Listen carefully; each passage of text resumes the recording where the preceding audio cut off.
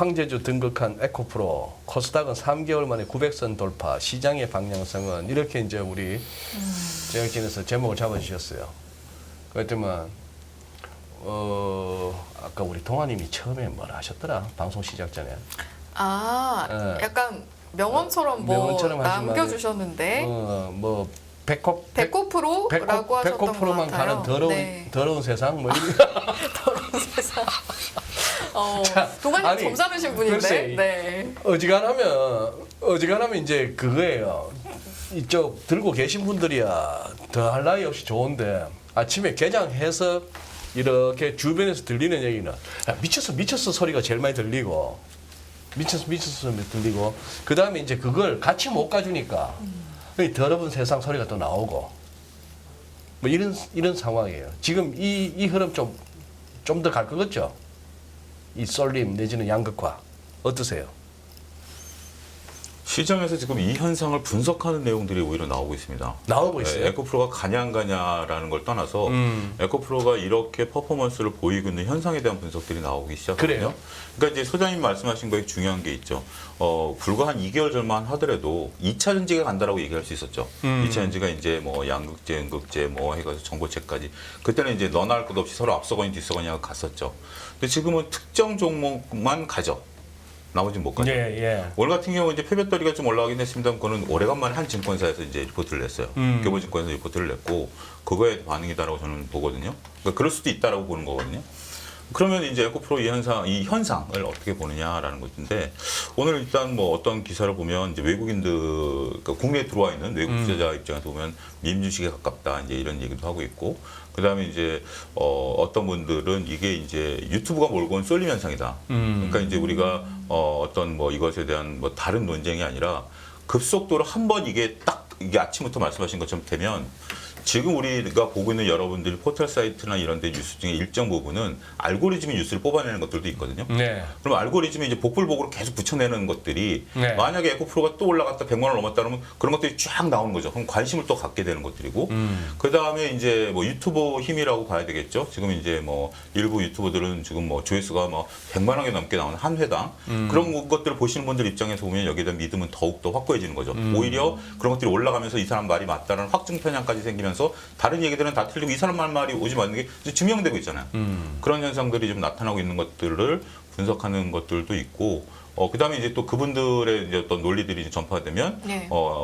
MSCI 리밸런싱을 1차를 넘기고 나면 그다음에 이제 하반기 이제 배당까지 가면 그때는 우리가 최후의 승리자가 될 가능성이 있다. 뭐 이런 얘기들까지 어쨌든 지금 이 시장에 있어서 시대가 변한 거를 인정해야 될 것 같아요. 이게 더 가냐 안 가냐에 대한 것들도 따로 논쟁거리지만 지금 이런 현상들이 보이는 것도 기존에 우리가 겪어보지 못했었던 현상들인데 그건 또 시대의 변화이고 또 이렇게 제 개인적으로 보는 것은 우리가 2020년, 2021년에 또 그때도 이런 거의 비슷한 종목에 있었죠.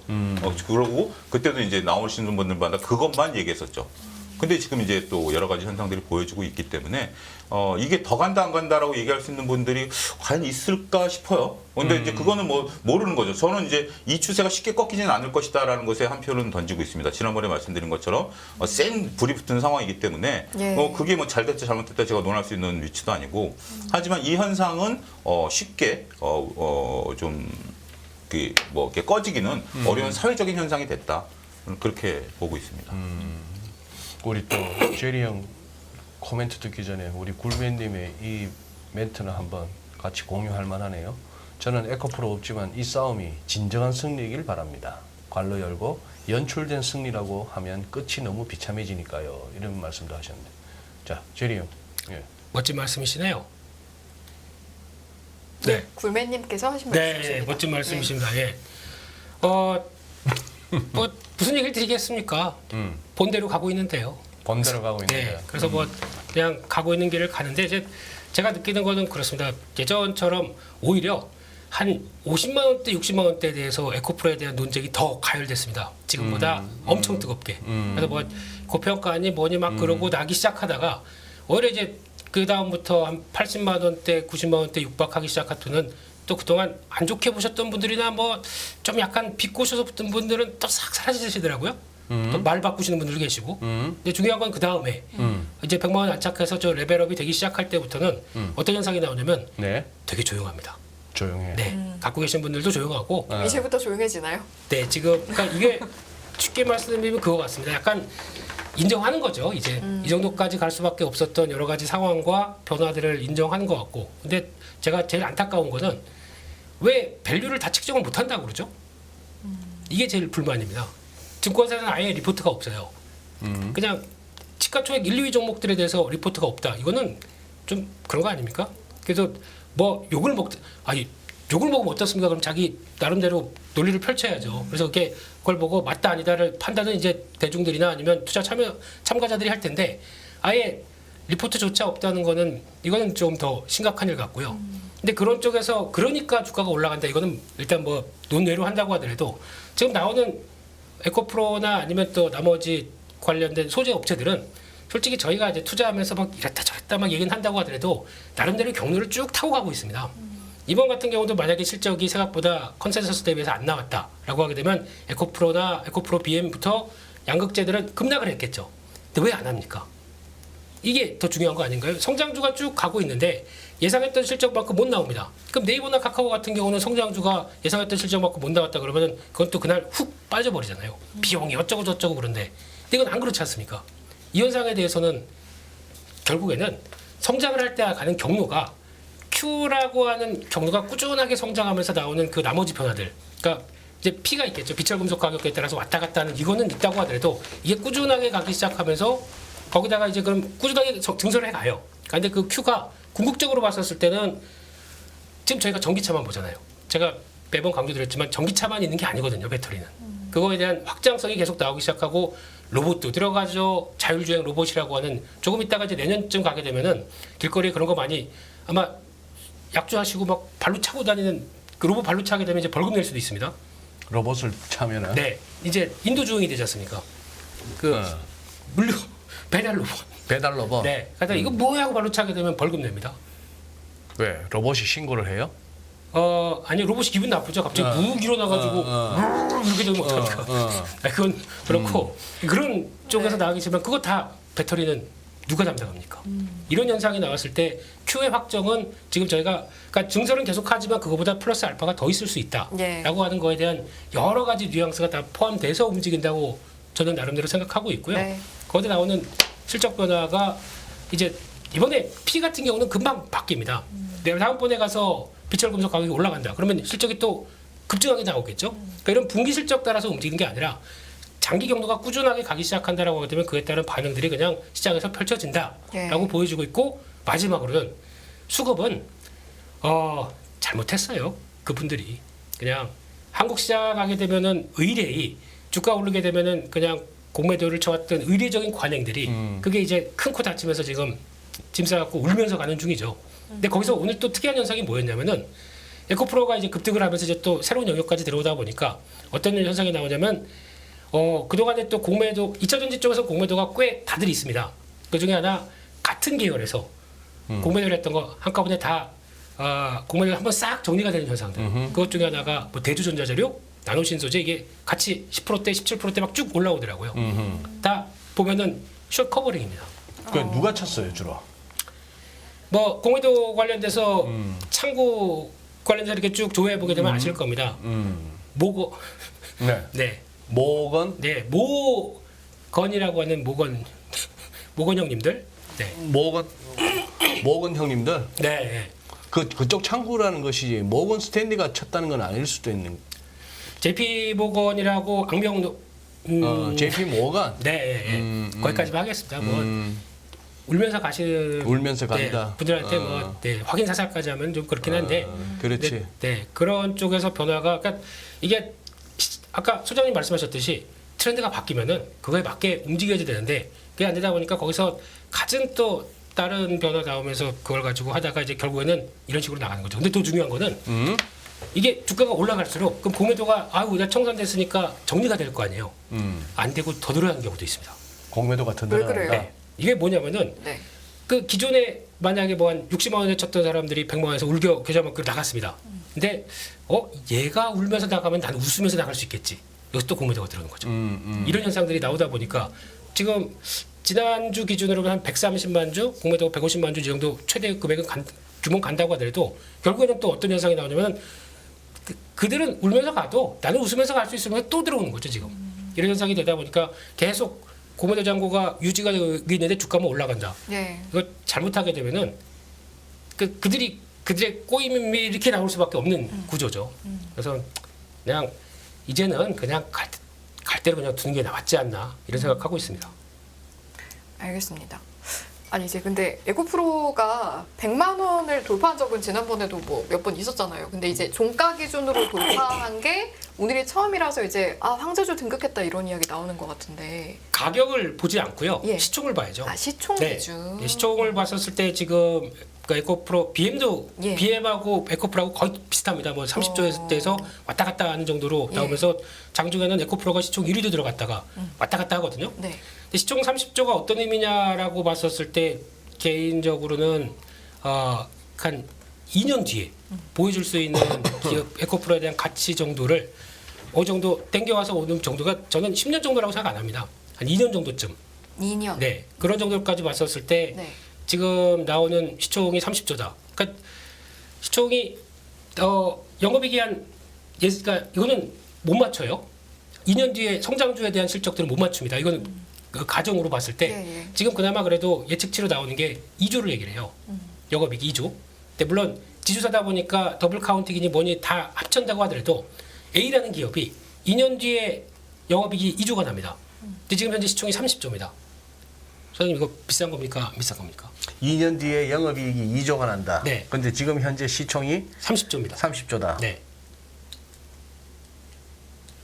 싸네.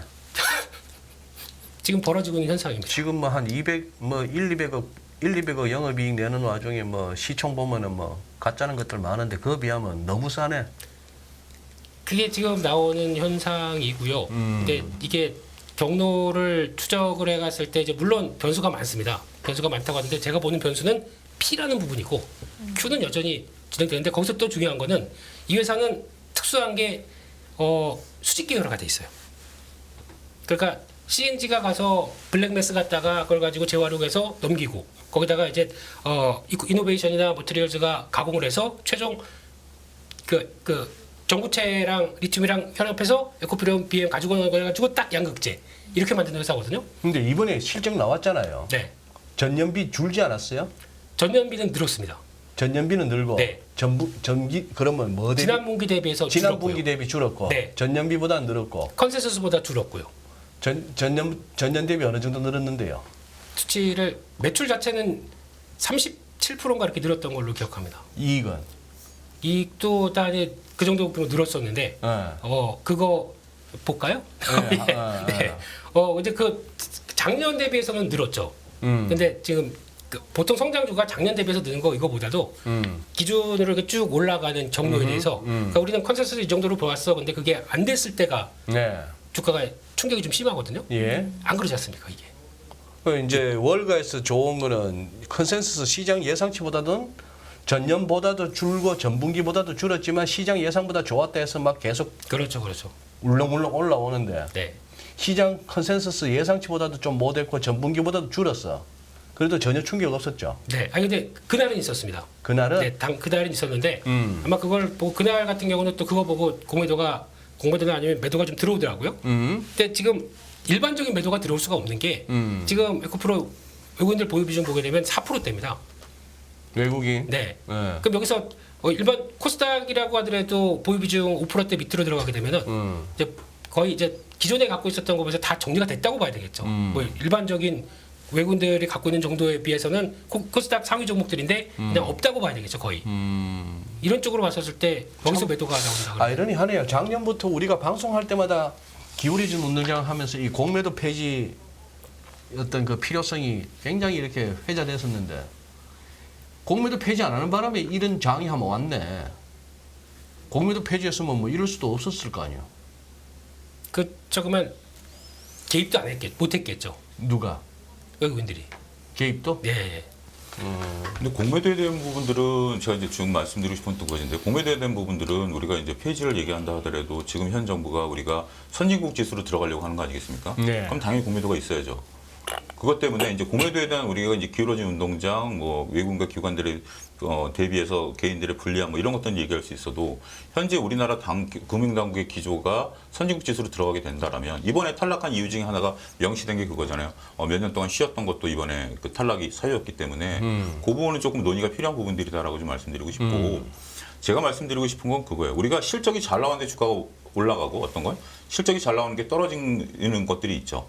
그거에 대한 기준은 저는 스스로 잡으실 필요는 있다라고 봐요. 이게 명확하지는 않지만 우리가 이제 김희수 대표가 좋은 말씀하신 게 에코프로 지금 실적 보고 사신 분들도 계시겠지만 많은 분들이 에코프로를 지금 실적 보고 사셨나요?